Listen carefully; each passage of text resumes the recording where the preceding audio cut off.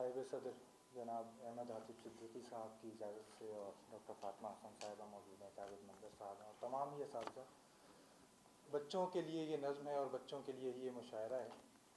तो कुछ बच्चे भी मौजूद हैं बतौर ख़ास, उनसे मुखातिब होते हुए। ये नज़्म एक बच्चे की ज़बानी है जो एक बाहिम्मत बच्चा है, और जब आप ये सुनेंगे तो आपको अंदाज़ा होगा कि वो किस तरह हमें भी हिम्मत पकड़ने की दावत देता है। मेरी अम्मी और न बाबा, मेरी अम्मी और न बाबा, सबसे अलग है मेरा किस्सा। रोज़ ही दोनों याद आते हैं, रोज़ ही मुझको तड़पाते हैं।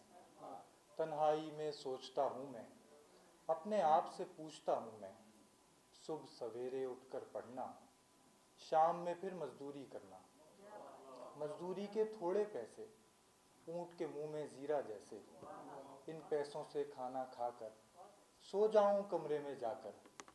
अगली सुबह मैं फिर से जागूं, जल्दी से स्कूल को भागूं। रोज़ाना की यही कहानी, होगी कब मुझको आसानी। मायूसी जब बढ़ जाती है, याद अम्मी की बात आती है। मायूसी की बात न कहना, कुफ्र से हरदम बचकर रहना। आगे ही बढ़ते जाओ तुम, हर मुश्किल से टकराओ तुम। आने को है शाम सुहानी, बाद है मुश्किल के आसानी।